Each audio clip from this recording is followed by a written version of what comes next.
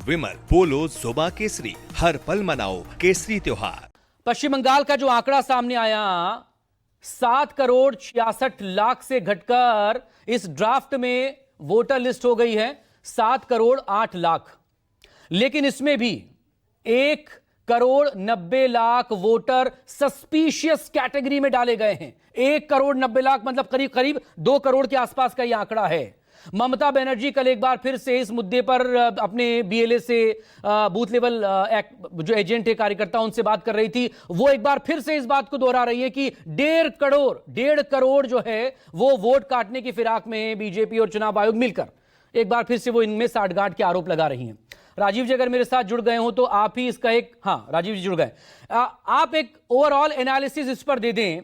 पश्चिम बंगाल में भी आप होकर आए हैं, यूपी में भी लगातार आप एक्टिव हैं। 1,90,00,000 वोटर सस्पिशियस कैटेगरी में हैं, 58 लाख वोट कट चुके हैं। और उत्तर प्रदेश में भी भाई संकट तो सभी को है। वो कहते हैं कि गला सबका सूखता है, प्यास सबको लगती है, डर सबको लगता है।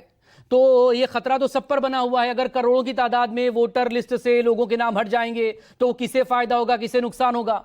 एक और अहम बात इस पर प्लीज जरा आप बताएं, क्यों रविवार को बीजेपी नेता और मुख्यमंत्री योगी आदित्यनाथ को बीजेपी के विधायकों सांसदों को एड्रेस करते हुए यह बोलना पड़ा, ये निर्देश देने पड़े कि जहां मुस्लिम वोटर्स ज्यादा है वहां हिंदू वोटर्स के बूथ बदलवाओ। Now Rajiv ji over to you.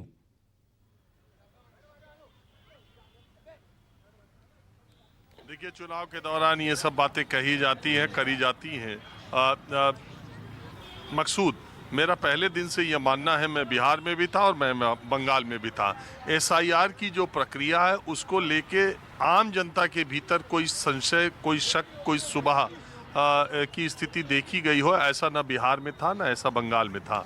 हाँ, जब एसआईआर शुरू हुआ तो 2-3 दिन जब वो 11 दस्तावेजों की बात थी और जब सुप्रीम कोर्ट में लड़ाई लड़ी गई और जब आधार कार्ड उसमें जोड़ दिया गया, उसके बाद आम लोगों के दिमाग में एसआईआर को लेके स्थितियां उस तरीके की नहीं है जैसी नेताओं के दिमाग में या जैसी चर्चा होती रहती।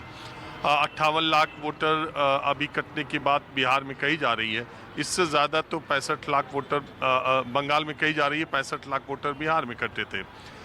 एक बात मैं सिर्फ इतनी कहना चाहता हूँ बंगाल के मामले में कि ममता बनर्जी बहुत ही चतुर राजनीतिज्ञ हैं। मैं लगातार अगर दिल्ली में बैठे लोग और मीडिया में जो बहस होती है उसको देख करके अगर आपको लगे कि ममता बनर्जी एसआईआर से बहुत परेशान है या जो बातें वो कहती हैं, आप कोलकाता जाएं, आप पश्चिम बंगाल जाएं, एसआईआर के दौरान मैं वहाँ पर गया था। हर 50, 100, 150 मीटर पर, मैं बार बार ये बात कई बार कह चुका हूँ, हर 100, 150, 200, 500 मीटर पर आपको टीएमसी का एक बूथ मैनेजमेंट करते हुए और वहाँ पर एक हेल्प डेस्क, वहाँ पर मतदाताओं के घर, और मैंने देखा कि टीएमसी के कार्यकर्ताओं ने वोटरों के घर घर जा कर के उन्हें इस बात के लिए एसआईआर फॉर्म भरने के लिए, और जितने उनके कोलकाता में या शहरी इलाकों में पार्षद थे, जितने उनके काडर के लोग थे, पार्टी के ऑफिसेस थे, हर जगह उन्होंने एसआईआर फॉर्म का पूरा एक प्रोफार्मा लगा रखा था। बीएलएस का, अपने बीएलएस का, पार्टी के, और बीएलओस का जो सरकारी थे, सबका मोबाइल नंबर, सबका डिटेल हर जगह, और मैंने इसको रिपोर्ट भी किया था। तो अगर आप जमीन पर देखें तो टीएमसी ने सारे कील कांटे दुरुस्त किए थे एसआईआर की प्रक्रिया को। लेकिन अगर आप ममता बनर्जी के बयानों को देखें, मैंने खुद देखा 10,000 बीएलएस जो उनके एजेंट थे, जो बूथ लेवल एजेंट थे, उनको कम से कम अभिषेक बनर्जी ने 2 बार सारे को वर्चुअली संबोधित किया, सारे को बताया। और ये जो बयान अभी आप दिखा रहे हैं, ये भी ममता बनर्जी ने बीएलएस की मीटिंग में ही बोला है, और वो लगातार ये बात कहती जा रही हैं, और उन्होंने अपने कील कांटे पूरा दुरुस्त किया हुआ है। आज भारतीय जनता पार्टी के लोग भले ही ये बात कह रहे हैं कि एसआईआर से ममता बनर्जी बहुत घबराई हुई हैं और ये है वो है ऑब्जर्वर के लिए, वो शुरू होने से पहले ही माहौल बना लेती हैं। मैं आपको बताऊं, यही भारतीय जनता पार्टी के जो नेता हैं जिनका अभी आपने बाइट दिखाया, ये खुद ही पश्चिम बंगाल के चुनाव आयोग कार्यालय गए थे जिन दिनों मैं था, और वहां पर जाकर के इन्होंने 28 और 29 नवंबर 2 दिन का जिक्र किया कि कैसे 1.25 करोड़ फॉर्म 2 दिनों में ही भर दिए गए और किस तरीके से बीएलओज जो है वो पश्चिम बंगाल की सरकार के दबाव में काम कर रहे हैं। इलेक्शन कमीशन इसका संज्ञान ले। अब मजेदार बात यहीं से शुरू होती है। आपने देखा कि ड्राफ्ट सूची प्रकाशित हुई, वोट कटे बिहार में भी, ड्राफ्ट सूची प्रकाशित हुई है बंगाल में भी, 58 लाख वोटर काटे गए। अब इसमें जोड़ने और घटाने का काम अब इलेक्शन कमीशन आगे कैसे करता है, ये देखने वाली ज्यादा जरूरी बात होगी। क्या उसकी प्रक्रिया बिल्कुल वही होगी जो बिहार में थी, या उसकी प्रक्रिया बिहार से अलग बंगाल में होगी? ममता बनर्जी ने कल ये बात कही है। और एक बड़ा जो चीज अभी चर्चा में नहीं है, लेकिन आने वाले दिनों में आप देखिएगा इलेक्शन का टोन टेनर ममता बनर्जी किस तरह से सेट कर रही हैं। आपने उनके उस बयान को ध्यान नहीं दिया होगा, कम लोगों ने ध्यान दिया है। उन्होंने एक बात ये कही है कि बिहार के रहने वाले लोग जो पश्चिम बंगाल में रह रहे हैं वो बिहार से अपना वोट कटवा दे, वो बंगाल में ही अपना वोट करें। ये एक बहुत बड़ी बात है। ये जो बात अब बिहार बंगाल के इलेक्शन में इस बार, जिसका अंदाजा और अंदेशा मुझे है कि अभी तक वहाँ पर हिंदू मुसलमान का इलेक्शन पश्चिम बंगाल में नहीं हुआ। जितने इलेक्शन मैंने देखे हैं 2006, 2011, 2016, 2021, ये 4 इलेक्शन में गया हूँ, लेकिन हिंदू मुसलमान पर पश्चिम बंगाल का चुनाव नहीं हुआ। इस बार चूंकि बांग्लादेश में हिंदुओं के खिलाफ जिस तरह की घटनाएं आ रही हैं, उससे मन आक्रोशित होता है हर भारतीय का, हर देशवासी का, कि ये हमारे बगल के मुल्क में ये क्या घटना।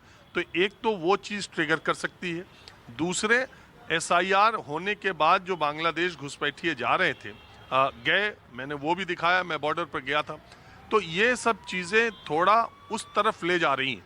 लेकिन इसमें दिक्कत कहाँ से आ गई? एक और, मतुआ समाज के लोग जो हिंदू हैं और जो शरणार्थी हैं, उनके कागज पत्तर और एसआईआर को लेकर के भी बड़ा उनके भीतर एक डर सा समाया हुआ है। और ममता बनर्जी ने उनके उस भावना का को इनकैश करने के लिए या उनके साथ राजनीतिक रूप से खड़े होने के लिए उसी मतुआ समुदाय जो बांग्लादेश से ही आए हुए हैं और बांग्लादेश के बॉर्डर पर है, वहाँ पर उन्होंने 3 किलोमीटर की यात्रा की और मतुआ समाज के लोगों से कहा कि आप बिल्कुल डरने वाली बात नहीं, आप, जबकि वो टोटली मतलब मेजॉरिटी में अगर आप देखें 6 से 16% जो 2014 में बीजेपी का वोट बढ़ा है, उसमें एक बहुत बड़ा कारण मतुआ समुदाय का है। एससी समाज से आते हैं और 25% के आसपास, मतलब उनकी कम से कम 25-26 विधानसभा सीटों को प्रभावित करने की उनकी राजनीतिक हैसियत है, और उसमें भी सेंधमारी की कोशिश ममता बनर्जी ने की है। तो ये जो चुनाव है, इसको आते आते बंगाली गैर बंगाली की तरफ, हिंदू मुसलमान की तरफ, बांग्ला स्पीकिंग की तरफ, मूल निवासी की तरफ, जैसा आपको याद होगा त्रिपुरा के चुनाव में भी एक इस तरह की बात आई थी। तो अब इलेक्शन अलग अलग तरीके से जा रहा है, और ममता बनर्जी मेरे याद में, मेरे देखने में पहली बार उन्होंने कहा है कि बिहार में रहने वाले लोग अगर बंगाल में रहते हैं तो बिहार में अपना वोट कटवा लें। तो ये इलेक्शन किस तरफ आगे जा रहा है, और बंगाली प्राइड देश में 2 ही राज्यों में, जिन 2 राज्यों में प्राइड की बात है, वैसे तो हर राज्य को है, लेकिन बंगाली और मराठी प्राइड बहुत मैटर करता है, और वो बंगाली प्राइड को ममता बनर्जी अपने से जोड़ के देखती हैं। और दूसरी तरफ बीजेपी में जो भी नेता हैं वो या तो टीएमसी से गए हुए हैं, और जो बीजेपी के मूल हैं उनकी अभी उस तरह से पैन बांग्ला अभी उनकी पहुंच या पहचान नहीं है। भारतीय जनता पार्टी पूरे तौर से, वैसे तो पूरे देश में, लेकिन बंगाल के इलेक्शन में पूरे तौर पर प्रधानमंत्री नरेंद्र मोदी के करिश्मे पर टिकी हुई है। राजेश जी प्लीज मेरे साथ बने रहेगा।